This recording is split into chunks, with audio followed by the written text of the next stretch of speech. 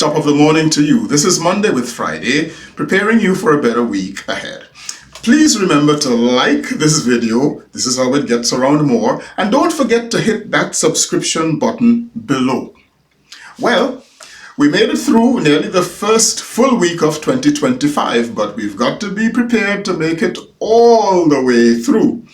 Last week, I invited us to move into this new year as if we were moving from one side of an ocean to the other side, with a hurricane awaiting us in the middle. There's another metaphor to describe this challenge. In a well-known historical event, a man named Moses is leading the descendants of Jacob, also known as Israelites, to a safe place far from the Egyptians who enslaved them. He provides steady and heroic leadership along the way, and it is unimaginable that anybody else could lead Israel like Moses could. And then the unimaginable happens. Moses dies, and the Israelites are not yet home. Their leader is dead, and their goal is not yet in sight. Similarly, we here in 2025 are not yet home. Where we stand today, it feels like a major uphill climb, and in fact, it shall be, considering the journey through 2025. Our world is not well. Wars and greed and injustice and oppression still rage everywhere. Lawless and murderous men run the countries of Russia, North Korea, Eritrea, Israel, Venezuela, and most recently Syria, and soon a criminal, and a sexual assaulter shall run America alongside greedy and unprincipled billionaires and unjust justices. What could go wrong? Places we call home are hotspots of murder, unsafety, and uncertainty. A new year has begun, but it's the same old baggage from past years and decades. We are not safe. We do not have justice or equity or peace. And like Israel of old, we are not yet home, and our leader has died.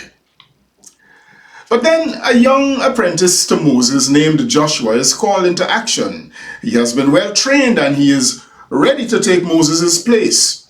Joshua possesses a sense of a divine assurance about the future and discerns what his next move shall be. It is in fact your next move as you face this new year ahead that may well be uninviting, uninspiring, and unforgiving in so many ways. So with such a future ahead, here are three things you should know. First, just as Joshua heard and did, you should expect to proceed. Expect to proceed. As Joshua got ready to cross the Jordan, he and all his people, so I urge you to get ready, you and all of those whom you love or lead or influence, to expect you and themselves to proceed. The only direction for you is forward. Expect to proceed. But second, you are also enabled to succeed. Joshua is not only Moses' apprentice, he is Moses' successor. And I always say that there can be no success without a successor. So, right at the start of this reflection, I want to ask you, whom are you succeeding in their good work? And who shall be your successor in your good work? Failure to do succession planning, especially among people who love to hold on to power instead of share it, is the downfall of many an organization, entity, or enterprise. Because Moses exposed Joshua to all the ropes of leadership, Joshua was able to seize the moment, pursue all the objectives, and follow the playbook that Moses created. Laws are important. Ethics are important for leadership. Criminals don't do well in leading nations and leading people, except into crime. Caring for community instead of one's own self are our equipment and enablement to succeed. You are enabled to succeed. And then finally, I say, you are encouraged to exceed. Perhaps in that small inner voice that you and I sometimes discern, that we discern to be the voice of God, Joshua heard a certain phrase within himself.